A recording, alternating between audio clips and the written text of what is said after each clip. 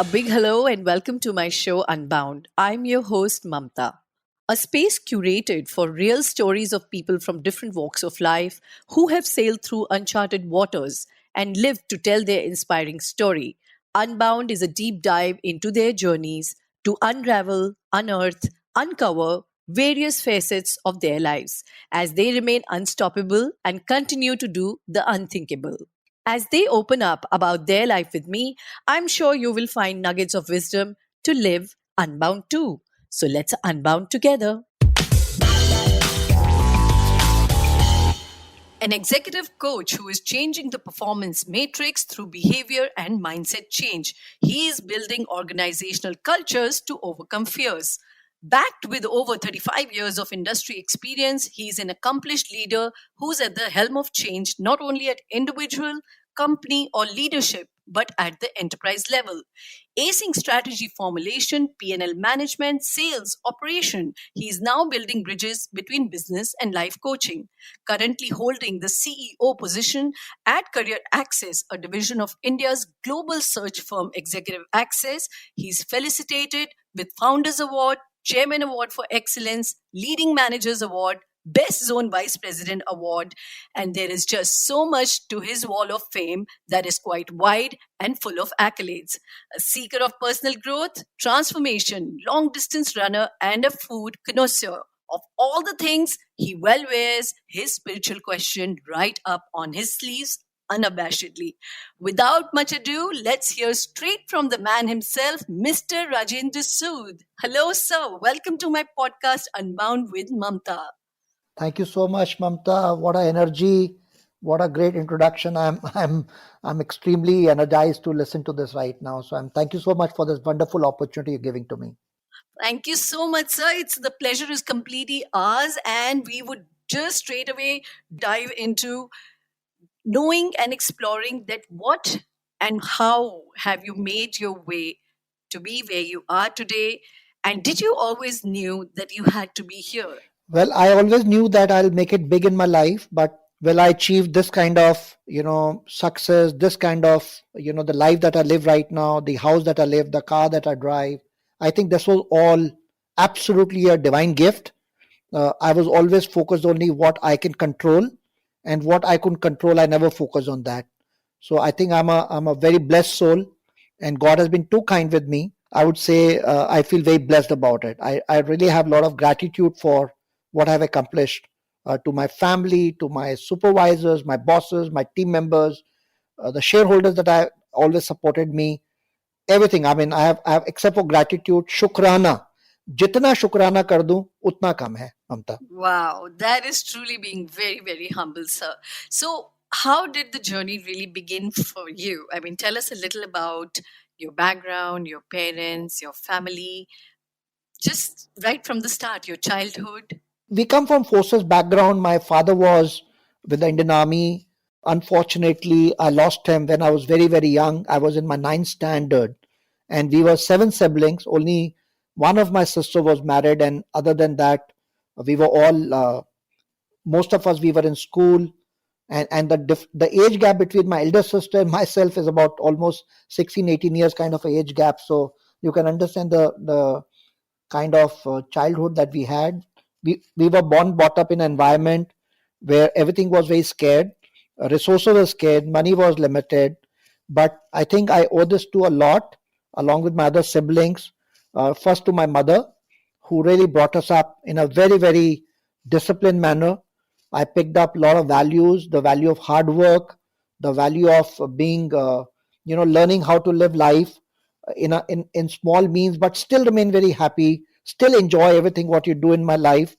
I owe a lot to all my elder sisters who supported me and supported younger siblings as they were growing, and as they were, one after the other. One was getting married, other was taking up the responsibility of the family.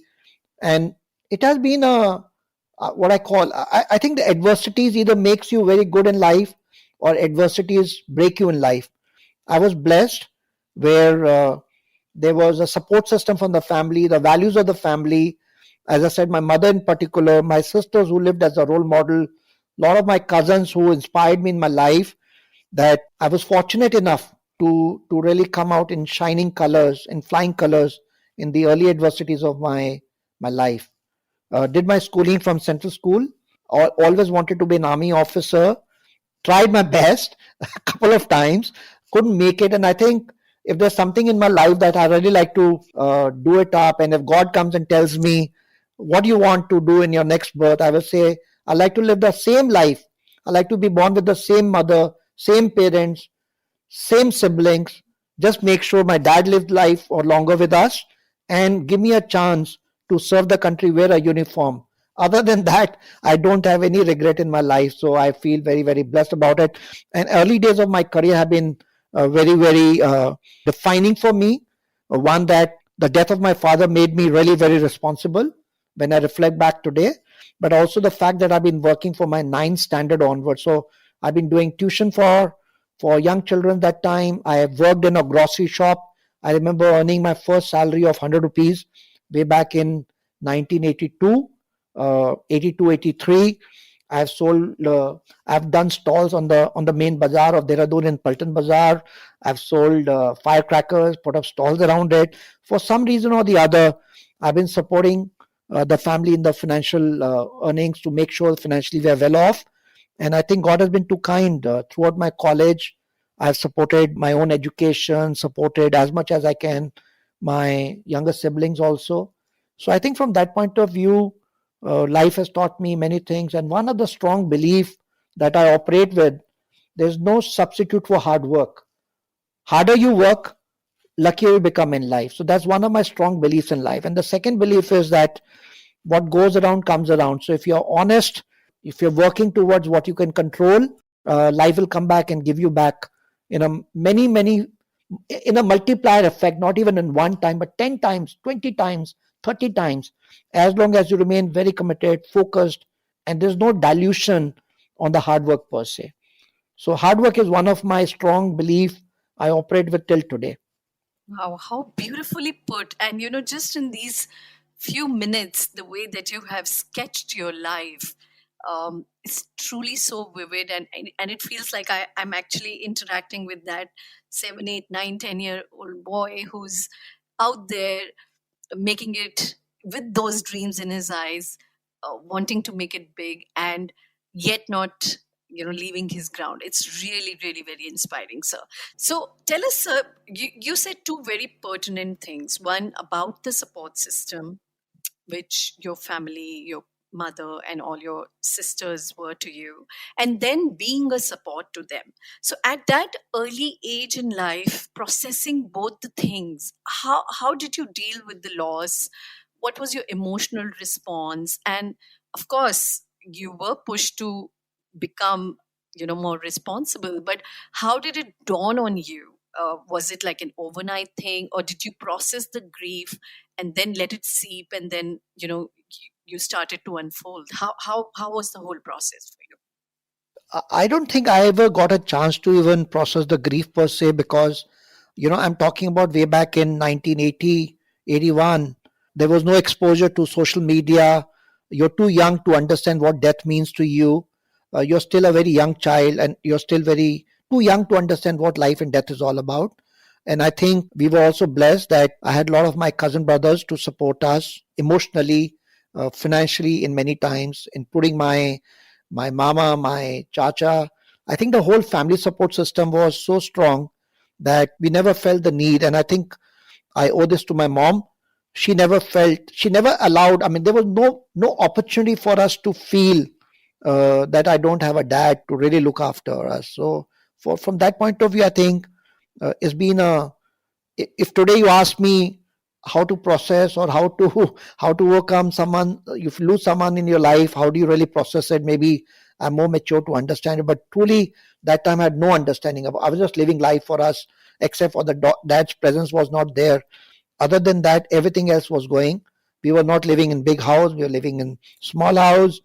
We had everything in life that was needed for us to live a very a dignified life, I would say, and not dependent on anybody else around us. And thanks to dad's pension, my mom's, I've seen my mom working like what you see in the old movies, She'll remain awake at night and she will stitch clothes, earn the money, and all of us in our own way, we were really getting up to say how best we can add more, income to the family. So from that point of view, absolutely no such memories of processing the loss of dad per se. So, what are the biggest challenges or fears that you have faced and conquered on your way? I mean, today, the life that it's a gift that you have actually created and presented to yourself. But now, if you look back, what were some of the biggest hurdles or fears that you were dealing with while all these years of growing and moving along in life? I would say I was not, even till today, I don't live with any fear. I never ever operated with any fear in my life. But I think I had this whole need to be more successful because money was needed so much. I think the only anxiety I will say I had was that if I'm not able to live up to the expectation of my own sisters, my own younger siblings, my mother, and the need to remain a truly a role model for the family. Other than that, and my reputation per se, and not from today onward that I've learned how to articulate it, but I think even when I was at a younger age, when I picked up my first job, I was not able to clear NDA, and my sisters knew that I'm appearing for NDA. I was appearing for Combined Defense Services. They were very keen that I take up an assignment with the government job. I remember my sister even getting me the provisionary officer, the bank provisionary officer entrance exam test. But I discovered in my life early that probably clearing a written exam would be tough for me. I was an average student, not that I was a scholar per se.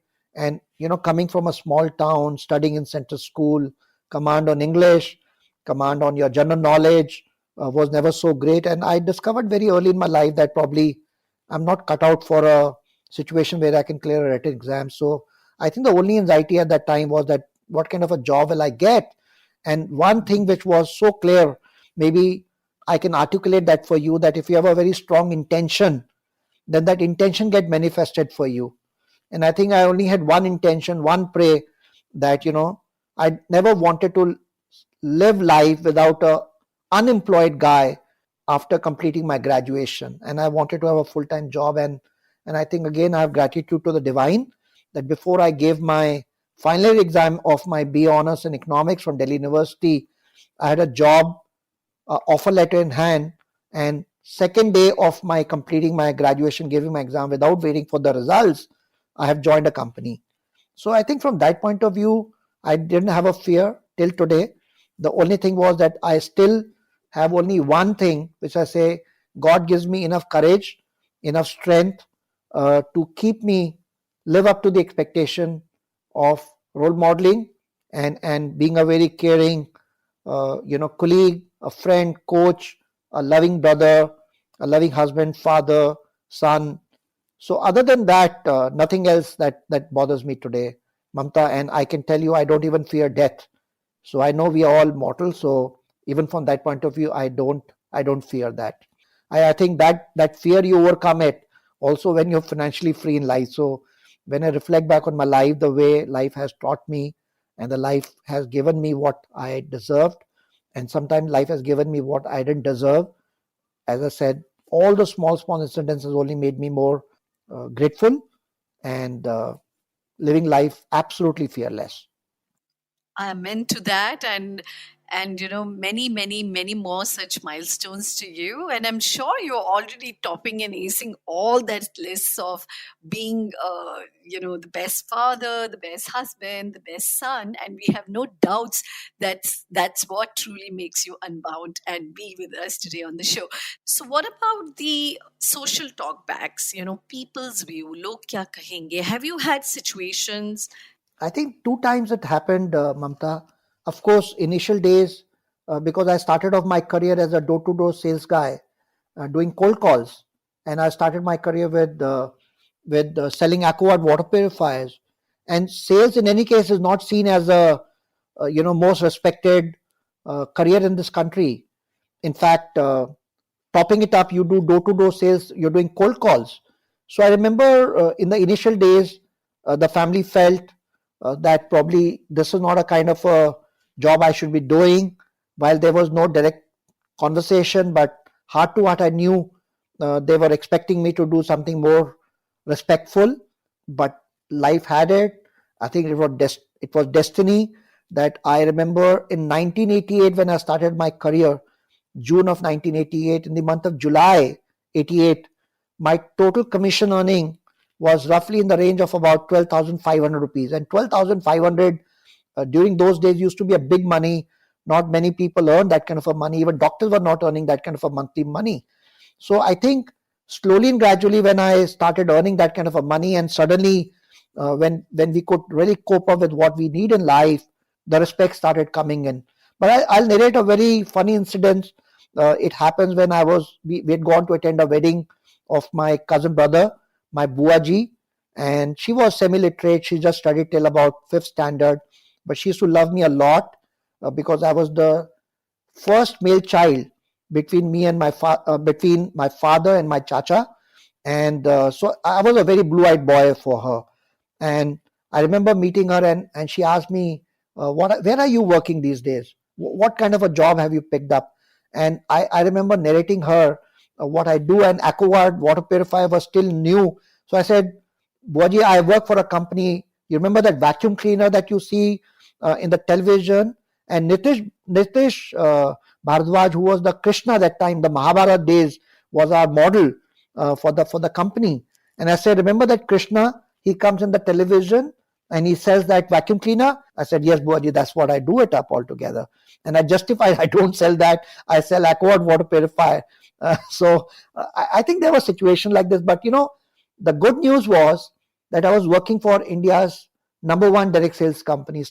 So many leaders who made us believe there's nothing in the world that moves without a sales guy. And selling is a profession where you control your own destiny.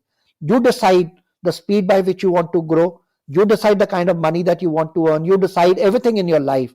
And therefore, you can make it wherever you want to make it in your life. I think the kind of confidence and the enthusiasm that they induced in us and the pride that they built with us, it was so easy to overcome any such resistance or challenge that I used to experience from the society or from my relatives or my friends around it. And so I think I owe a lot to my first job, and that's Eureka Forbes. I have a lot of gratitude. And I still today I say that there's something that this country needs. I mean, what I mean to say is if this country needs it, great sales guys. And I wish they can be an institute, they can be a MBA a course, they can be a university course to produce India's best sales guys. I will be the first guy to sponsor that altogether.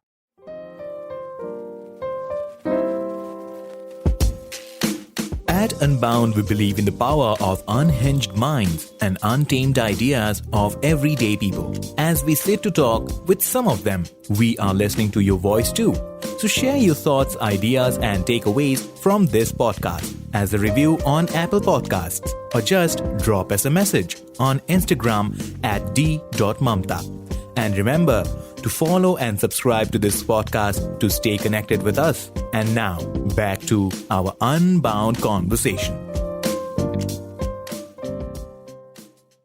Wow, and I cannot agree more with you on that, sir, because so many people, and especially when we go in for our masters and all that, that's one thing that sales, the minute that comes in front of you, it's like a dead end. It gets so terrifying and numbing that be it any pursuit, any profession, when it comes to sales, you're completely tongue tied.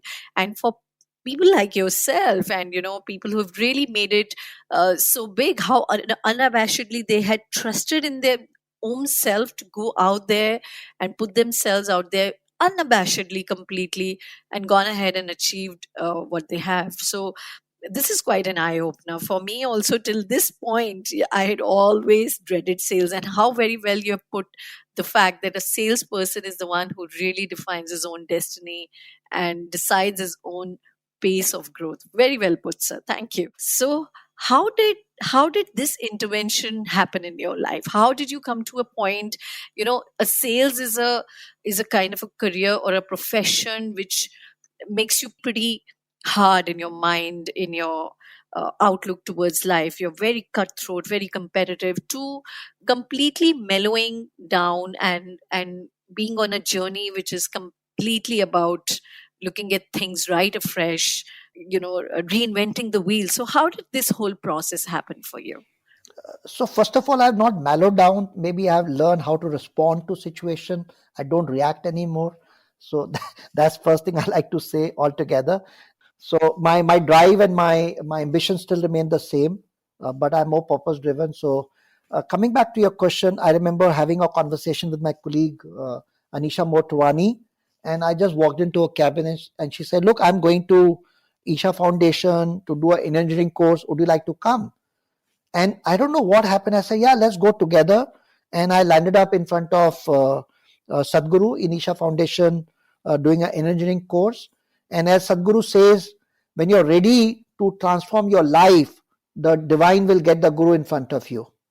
So not that I was looking out for something. Maybe I was getting ready internally, and I landed up in front of a guru like Sadhguru, and there was no looking back from there onward. My ability, and I think I really understood what's the difference between reacting and responding together. I got introduced to Shambhavi Mahamudra, which is a meditation, deep meditation that you get into it and you start connecting with your own self. That's one incident I remember. Then it's just so happened in one forum I got introduced to Sister Shivani from Brahmakumari, and I was very honored that I had a chance to work under her guidance on many situations. In fact, in MaxSkill First, the company that I was heading as a CEO, we were running a series with her called the Resonance Series, and she will come and do a session on live telecast across the country that we were telecasting for our employees on how to blend the philosophy and the principles of spirituality in leadership. How do you blend leadership? So I think it's just a practice that you start doing it up altogether, and it just transformed me, I would say. And not only I was the beneficiary, but many other people that we introduced them to this concepts got benefited immensely on that. That's how the journey began. Absolutely. So very well put. So, what about movies, travels, interactions, shows? What influences you the most and your decisions or choices? When I've been if I get a chance and if money and time is not an issue, then I like to go for maybe what Sadhguru did, traveling multiple countries on a bike, but not on a bike. Maybe I like to do in a car. I love to go for long distance drive. I certainly enjoyed movies, but I never enjoyed English movies. I always enjoyed typical masala movies, Govinda movies, Amitabh Bachchan movies. Give me But action. do they influence you? Do they No, influence no, your no, no. decision? I don't think that movies never influenced me at all because I knew always this is larger than life. That's not real. Movies I always looked at purely as entertainment and nothing beyond that. What about books? Are there any current reads that are up your shelves? Yes, one book with that, Jim Collins book, Good to Great, really was a turning moment for me. One of my colleague, Rajan Kalia, who was the HR head for Max Life that time with us, when he did the session on Jim Collins' book, that was very, very moving for me. I picked up a lot from there, especially on the first few chapters of how good leaders always look at the window when they have to give credit, and they always look at the mirror when things are not going in their life. So I think that principle has stayed with me. Do you have the right people on the bus, which means do you have the right team members? So I can go and talk. That book was one that has touched me a lot. Then Seven Habits of Highly Successful People has taught me many things around it, and I can go and talk about it right now. I'm reading a book by Dr. Deepak Chopra on quantum healing. I'm reading his books. I've run a book on ageless body, timeless. Ageless body, timeless mind is a highly recommended book for everybody to read because he explains so beautifully that human body is not designed to fall ill. Human body is not designed to decay. We make it ill, we make it decay. But if you really want to live your life very healthy and very, very energetic, highly recommended book that everybody should read. And another small book, The Seven Spiritual Laws of Universe is another book by Dr. Deepak. It's a small book. It just talks about 7 spiritual laws, which are basically quantum science laws. Okay, so highly recommended. Read that.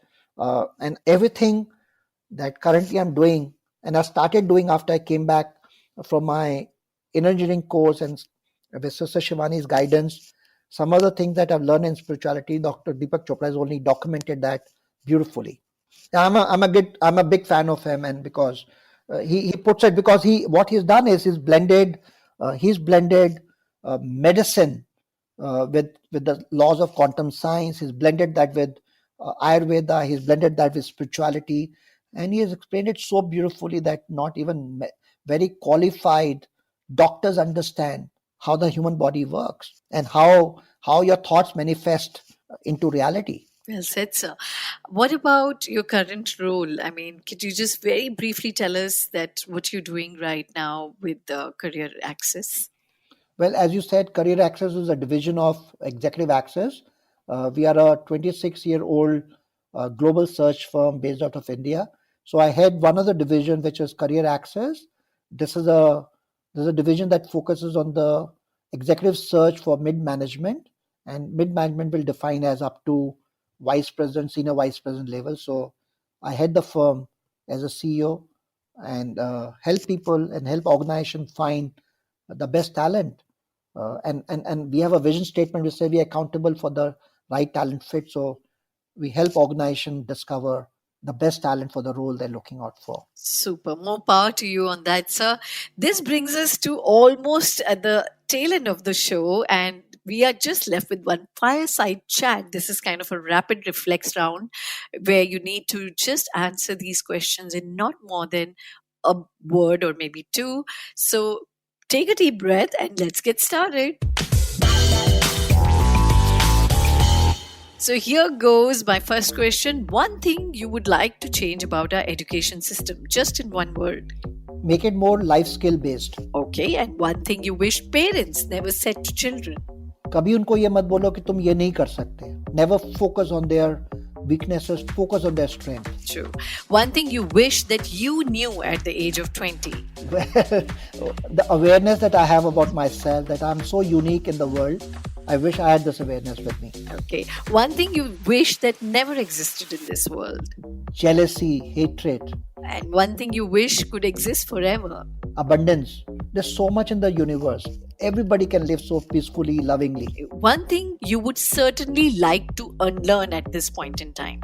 I would say unlearning is, I sometimes I still feel, when I'm working with the clients, how to give them a feedback that the person that you're hiring is not a good fit for you. I wish I can unlearn that and say I learned how to give that feedback to the clients. Okay. So, one thing that is a must for you to have in the day. I must run and I must get up in the morning by 4:30, 4:45. Great. Your day starts with? My day starts with my prayer and my affirmation. And your day ends with? With gratitude and affirmation again.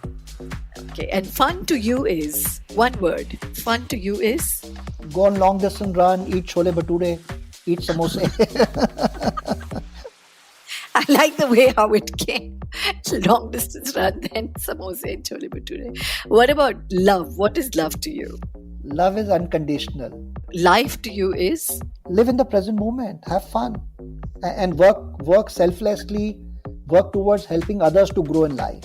Family to you is? Family to me is giving lot of love, lot of support to you, and complimenting you for the things in which you are not very good at.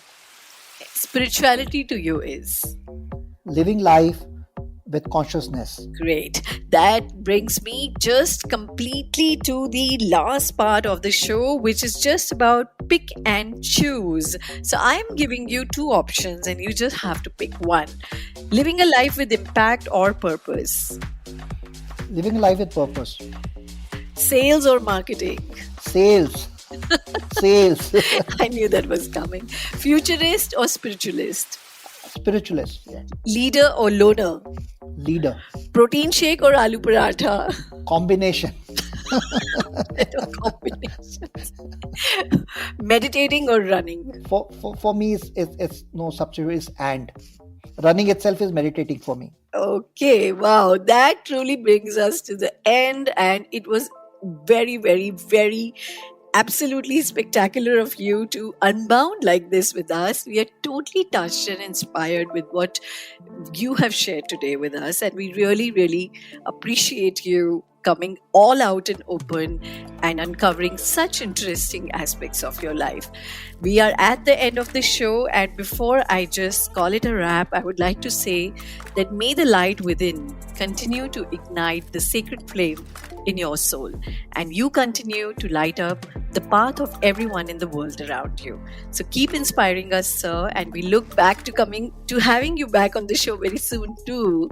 Om Shanti. Om Shanti, Mamtaa, thank you so much. Thank you for all your blessings.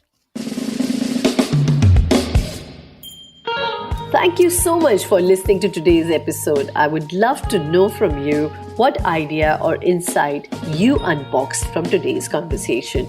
Just drop me a message over LinkedIn or in my inbox, and remember to follow this podcast so that when the next episode drops, you can join me for yet another one too. Keep coming and keep unbounding. Till then, this is your host Mamtaa signing off.